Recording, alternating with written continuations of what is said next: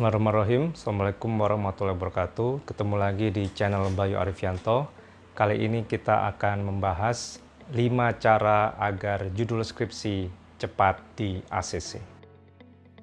Tapi sebelumnya, bagi Anda yang belum subscribe di channel ini, jangan lupa untuk di subscribe, like, komen, agar kita bisa terus semangat menghasilkan video-video yang bermanfaat bagi Anda semua. Skripsi masih menjadi tantangan terbesar mahasiswa untuk dapat lulus di program studi S1. Dan hal pertama yang menjadi tantangan adalah bagaimana agar judul topik yang diangkat oleh mahasiswa bisa cepat di-ACC oleh dosen pembimbing.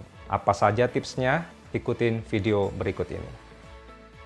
Jadi yang pertama adalah Anda usahakan mengangkat topik judul yang itu unik, baru, dan memiliki nilai novelty, ya, kebaruan.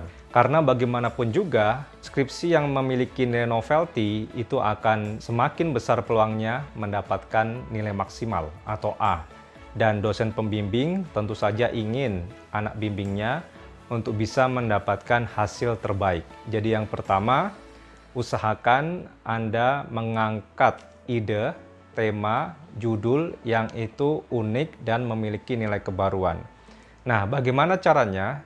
Caranya tentu saja yang pertama Anda harus membaca banyak literatur di bidang Anda, ya.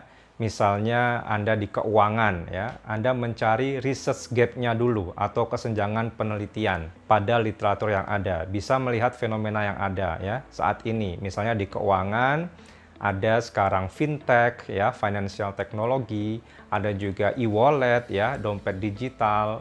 Kemudian misalnya di pemasaran, Anda misalnya mengetahui sekarang marketing lewat media sosial, ya. Hal-hal baru ini bisa Anda angkat menjadi topik penelitian, walaupun dengan nanti teori yang sudah ada, tapi dengan hal yang baru, ya, fenomena-fenomena yang baru. Cara yang kedua, bagaimana supaya ide Anda tetap unik, ya, memiliki kebaruan, adalah mengangkat institusinya. Misalnya kalau di Prodi Ekonomi Islam, kita bisa mengangkat di Bank Syariah, atau misalnya di Unit Usaha Syariah, atau misalnya di BMT, ya, atau misalnya di Bank Wakaf Mikro, misalnya institusi-institusi yang belum banyak diteliti. Jadi tadi, poin yang pertama, angkat ide yang unik dan memiliki kebaruan dengan cara melihat research gap, bisa mengangkat fenomena baru untuk melengkapi gap di penelitian yang sudah ada. Kemudian jangan lupa juga sertakan motivasi, kenapa ini penting untuk diteliti, ya. Apa implikasinya? Apa kemudian pentingnya fenomena ini untuk diteliti? Apa kemudian pentingnya lembaga ini? Berikan motivasinya. Yang ketiga tentunya Anda angkat novelty-nya, ya, kebaruan dari penelitian Anda. Kemudian hal yang kedua, setelah tadi yang pertama keunikan dan kebaruan, ialah Anda mencari 3 literatur utama dari jurnal yang bereputasi, ya, yang bisa menjadi acuan Anda, tentunya dengan topik yang sudah Anda angkat tadi, ya. Dari Anda membaca literatur, kemudian mendapatkan ide, kemudian mendapatkan topik, Anda cari 3 literatur utama yang akan Anda gunakan sebagai acuan. Ini kemudian nanti akan Anda sampaikan juga ke dosen pembimbing. Tentunya dosen pembimbing akan menanyakan, ya, mana literatur-literatur yang bisa dijadikan panduan, acuan, pedoman dari penelitian Anda. Jadi yang kedua, poin kedua, cari 3 literatur utama. Kemudian yang ketiga, sampaikan dengan jelas variabel-variabelnya. Contohnya kalau di bidang keuangan syariah, Anda mengangkat tema lembaga keuangan mikro syariah atau misalnya BMT. Nah, dalam penelitian kuantitatif, misalnya Anda mengangkat akses pembiayaan di BMT, apa yang menyebabkan nasabah mendapatkan pembiayaan. Tentunya dependent variabelnya ialah akses pembiayaan, ya, mendapatkan dan tidak mendapatkan dari nasabah BMT. Nah, variabel independennya adalah misalnya usia, latar belakang pendidikan nasabah, ya, pendapatan, dan lain sebagainya.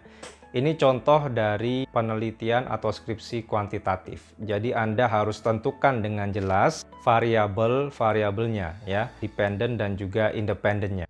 Tentunya Anda harus merujuk melihat ke literatur ya, kemudian menyampaikan, kemudian mulai mendesain kira-kira variabel mana yang sering digunakan ya.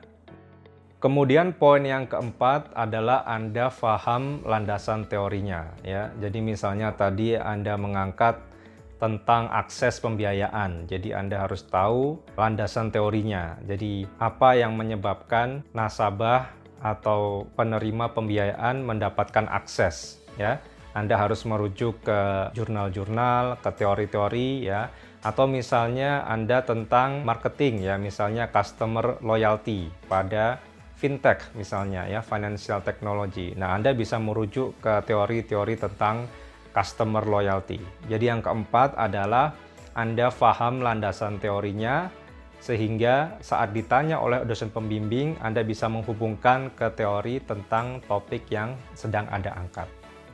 Kemudian poin yang kelima adalah sampaikan dengan jelas teknis pengambilan datanya. Tentunya untuk riset-riset yang kuantitatif harus jelas metode pengambilan datanya. Apakah data dari survei ya, kemudian mungkin dari data sekunder misalnya, atau misalnya dari FGD ya. Anda harus secara jelas menyampaikan data-data Anda, bagaimana pengambilannya ya, kemudian apa saja kira-kira tantangan-tantangan yang dihadapi saat pengambilan data, apakah memungkinkan untuk diambil data tersebut. Jadi itu tadi 5 cara bagaimana agar judul topik skripsi kita cepat di-ACC oleh dosen pembimbing. Yang pertama adalah Anda cari keunikan dari judul Anda, dari topik Anda, disertai dengan apa kebaruannya ya. Kemudian yang kedua, Anda siapkan 3 literatur utama yang sesuai dengan judul skripsi Anda. Kemudian yang ketiga, Anda tentukan variabel-variabelnya, variabel dependent dan independent dari skripsi atau penelitian Anda. Kemudian yang keempat, Anda harus paham teori yang mendukung dari penelitian Anda. Kemudian yang kelima, Anda sampaikan dengan jelas teknis pengambilan datanya, ya, khususnya untuk skripsi-skripsi yang sifatnya kuantitatif. Jadi itu yang bisa saya sampaikan tentang 5 cara, 5 tips bagaimana agar judul skripsi cepat di-ACC oleh dosen pembimbing. Tetap semangat dalam menyelesaikan skripsi, khususnya di masa pandemi ini. Tetap jaga kesehatan, dan kita ketemu lagi di video-video selanjutnya. Wabillahi taufiq wal hidayah. Wassalamualaikum warahmatullahi wabarakatuh.